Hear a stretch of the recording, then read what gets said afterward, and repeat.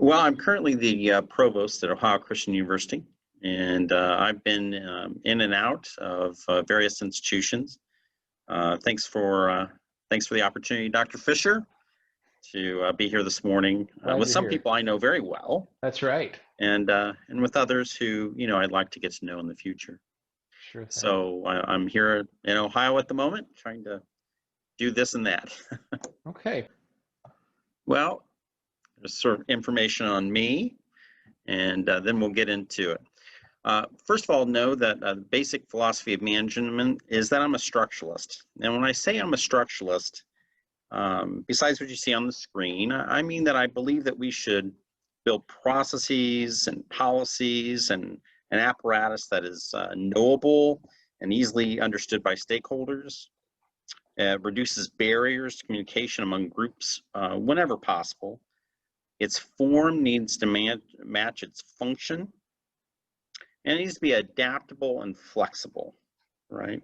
And you do those things through the structures that you build. You try to adapt systems, people to systems, that sort of thing. So, and within the structure, rules need to remain as consistent as possible so that people know that they are treated equitably. So it's sort of a basic philosophy. On this next one, my basic assumptions for college education, I kind of hope many of you won't hate me when you read some of these, but I'm really sharing what I truly believe. There's a lot of traditional education or traditional faculty members that can learn a lot from adult theory and practice, but we've also had a few blind spots ourselves, and to be honest, our rigor has not always been up to par with collegiate expectations. Although I think it's much better, and it's much better in part because of the people who are here today.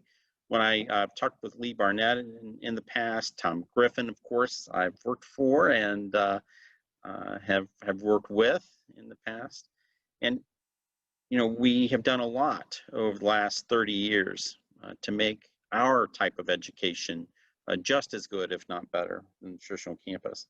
I think the challenges we're going to see over the next 5 to 10 years will be how to merge what we now call traditional and online education or adult education so that they truly, in some ways, are inseparable. The only differences will be what is needed from modality rather than audience, in my view. And we'll need to do this probably out of economic necessity, if nothing else. If you've read the data on, high school students going to college over the next several years. But going on to curriculum, I think curriculum starts with mission and identity. And when I say curriculum starts with identity, what I mean is, your courses and majors should reflect the authentic culture of your institution. So if you're a Baptist institution, then let your theology classes be Baptist. Make sure that your curriculum is imbued with your mission. Do any of you know if any of the parts of your curricula align with your institution's stated learning goals or mission? If not, then you probably need, there's probably some work that you need to do. And do you want to have a fairly easy time with the academic segment of your HLC or SACS or other regional accrediting body? Probably, right? Well, there's a few tricks to that which impact curricula. One is align the learning objectives for all majors in your university with the same name. So a bachelor's in psychology, for example, whether it's online or in the traditional campus, should have the same learning objectives and descriptions. Doesn't mean they have to have the same courses necessarily, but it does mean that they should share the same learning objectives. Part of that is because you can align the assessment of your university's on-site and online programs together, right? And that's trick number 2. Trick number 3 is provide proof that changes in your programs or your majors are tied to assessment and align with your strategic plan, right? If you do those 3 things, you're going to have a fairly easy time with any regional accrediting body, at least on the academic side. And a lot of those 3 tricks, if you will, you get help with from your online curricula if it's really modular in nature. And by modular, centralized, modular, it's structured for people. It's not individualized, right? And when it comes to online curricula, I really believe in modular curriculum. I think it ensures consistency across space and time, and aids in making up for any particular faculty member's weaknesses. And also aids in the accreditation process, as I just discussed. And when I say that, there are three basic tricks to a good visit. A modular curriculum, if it's tied into a robust assessment program, can then be aligned with specific work on the traditional campus to show accreditors that across modalities, your university's programs operate using the learning objectives approved by your faculty in a consistent way. That's very important for accreditors. It will also make your staff's lives a lot easier. It'll make your life a lot easier if you're the dean or assistant dean or assistant VP or whatever you call it, that is in charge of this sort of thing for your campus. It also provides internal consistency that I think is important anyway in any campus, all right? So when it comes to like the practical outworking of that, we've discussed philosophy and format. A curriculum department, in my mind, should not be isolated or separated from other academic processes and activities. I believe it's best tied to those areas that provide a lot of feedback, both formal and informal, concerning courses. Sometimes informal information that you receive can lead to a more formal investigation, right? So academic advisors are going to be able to share with you or tell you about issues that are problems with specific courses. That students will not always provide you with an end-of-course survey. We've just had a recent example of that here at OCU. There was a film clip that escaped someone's notice that had some very objectionable language to it, and the objectionable language wasn't necessary, you know, and it was pervasive. So based on that informal feedback, we were able to change it out because it was very offensive to several people in multiple classes. Well, anyway, sometimes I've seen curriculum departments that work with academics but do not report to academics, and I believe that they can grow. To think of themselves as experts in all fields, but really where they have none. And I believe this sets up a potential for antagonism. So I believe a good online curriculum department can help to influence faculty, but preferably should be part of the academics team so they feel part of the team and they are part of the team and can and don't feel separate and apart from it. And also faculty don't view them as separate and apart from it. So they build with faculty, not against faculty. I also believe that you should have very specific roles in terms of and responsibilities. You'll see those on the screen when it comes to course design, but those roles should work together. They shouldn't be seen as opposing one another.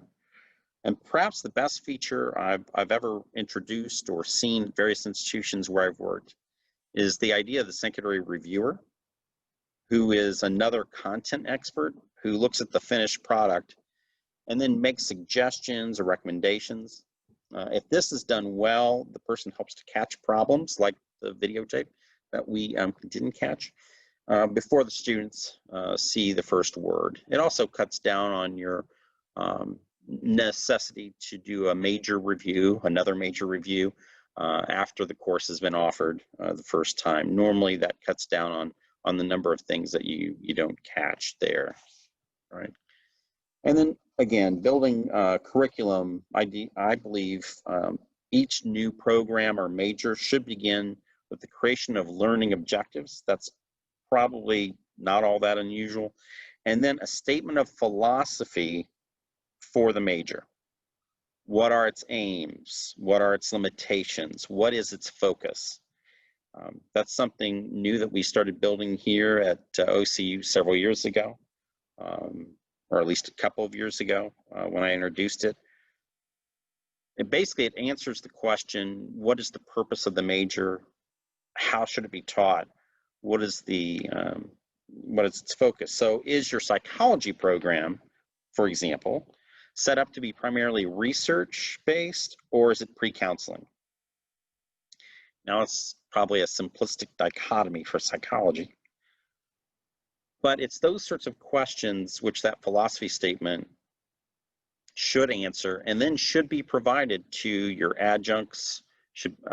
In fact, your adjunct should have a hand in writing it, along with your full-time faculty, and it should guide any new hiring that you do, right? Until such a time that it needs a major revision. So, quickly to review, I believe that you should create a structure to build curricula that's effective and efficient.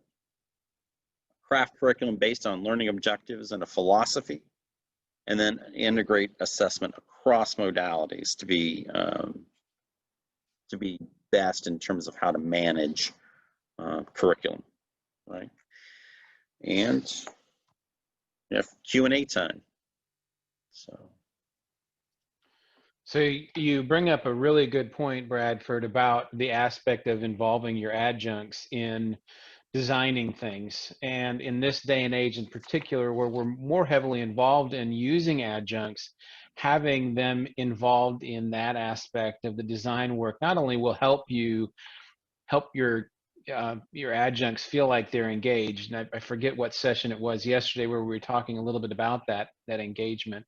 I thought he did that yesterday, but yeah, I could be wrong. Matt Lee probably did, yeah. But that aspect of helping them to be part of the process will also, if it's highlighted, help with your accreditors as you're going through. They're going to understand that this is not just a use them, burn them up, and kick them out.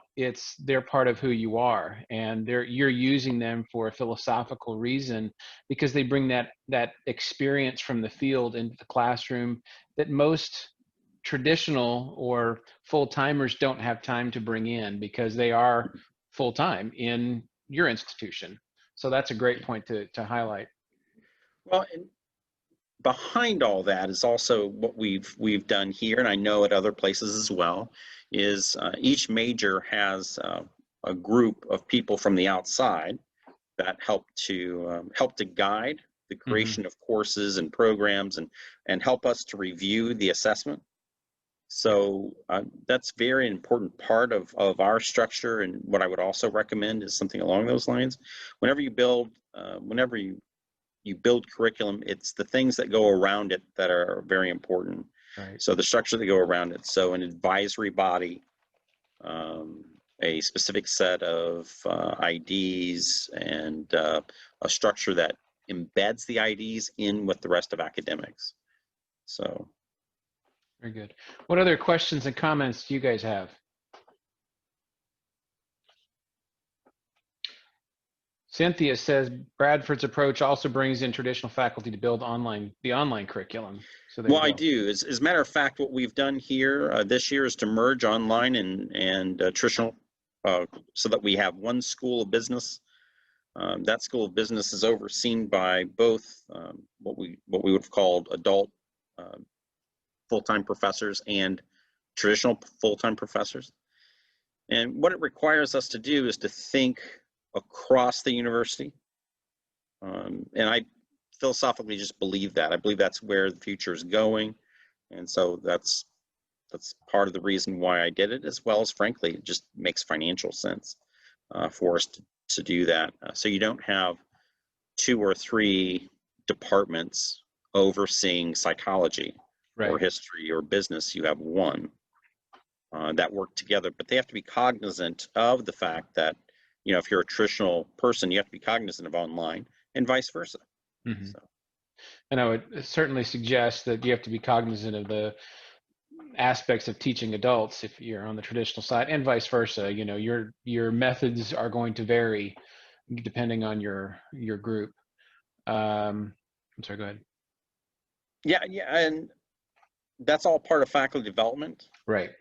You don't allow anyone to teach online who hasn't gone through the online orientation. Mm-hmm. And then you still use them in the same way. So everyone has to go through the same processes. Right. Right. That's both equitable and fair, and also provides them with the training that they'll need. Mm-hmm. You know, I don't think that you can do something like that without preparing the way ahead of time.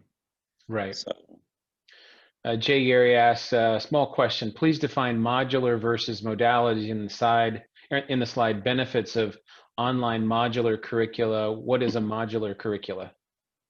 modular is where you build it for everyone.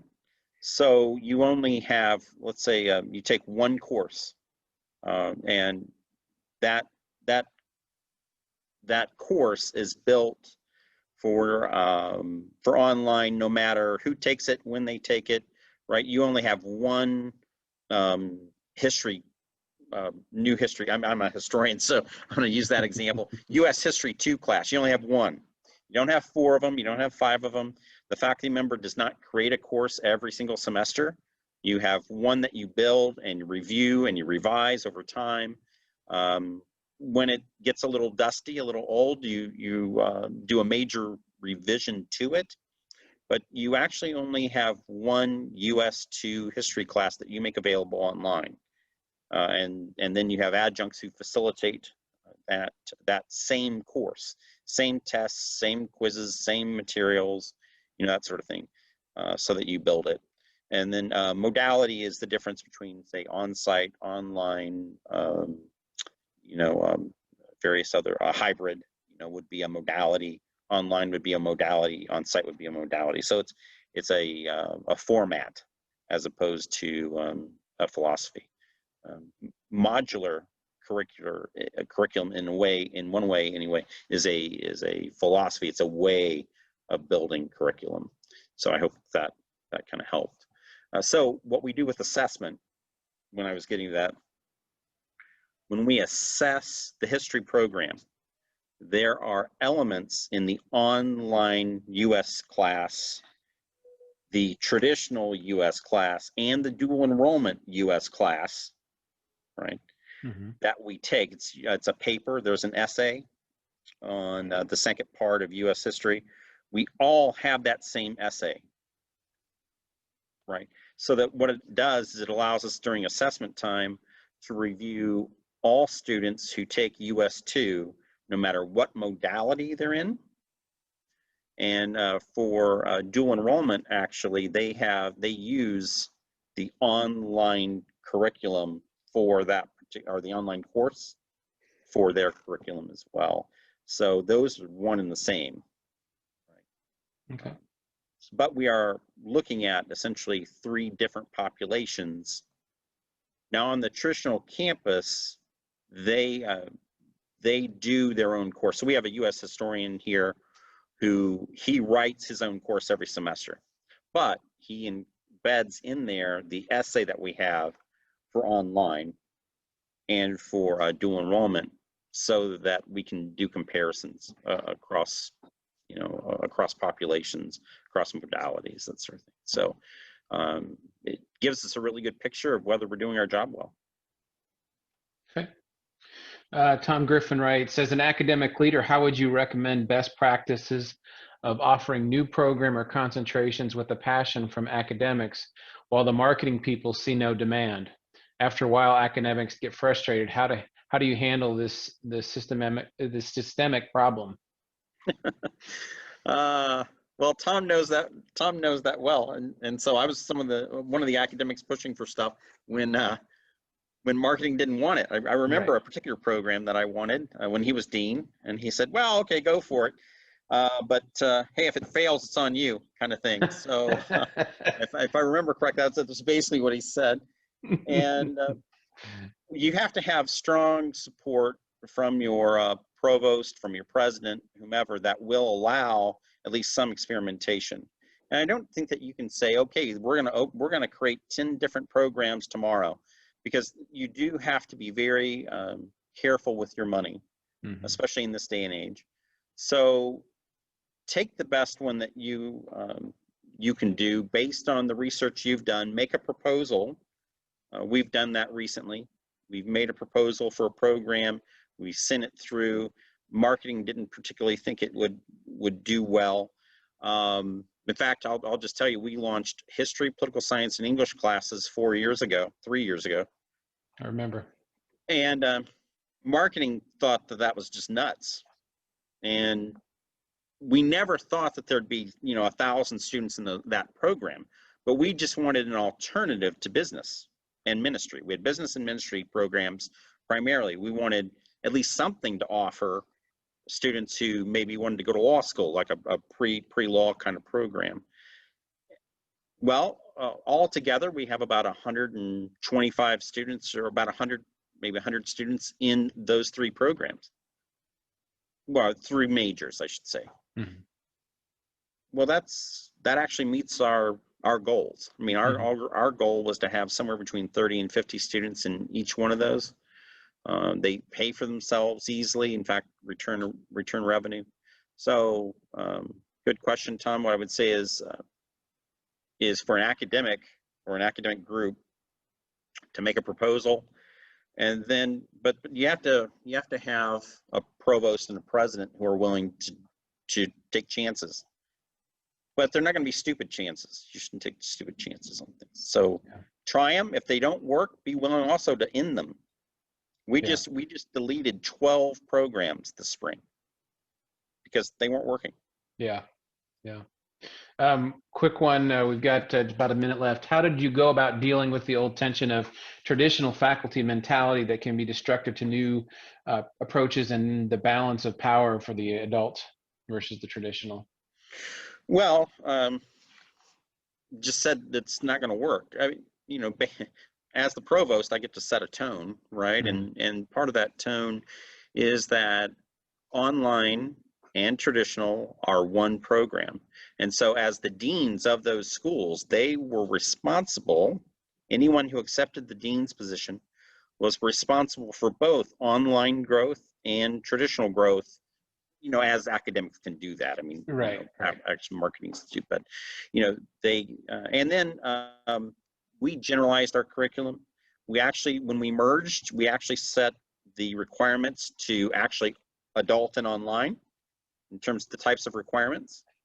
And then if there were any changes, that would have to come up through the committees. So essentially what I did is, technically speaking, I eliminated the traditional campus in terms of its curriculum. And I had the traditional campus adopt online numbering and that sort of thing, with a few changes. Education was a little different. You have to be very careful with some. Right. Certain people get touchy about messing with education outside the institution. Well, exactly. CAPE and ODHE, we're going to have, our ODE, we're going to have a problem. So we avoided those problems. Good deal. Well, Bradford, thank you so much for your presentation. Great information. And the last comment on here from Tom is, you're a genius. Thanks, Tom. All right, guys. Thanks so much.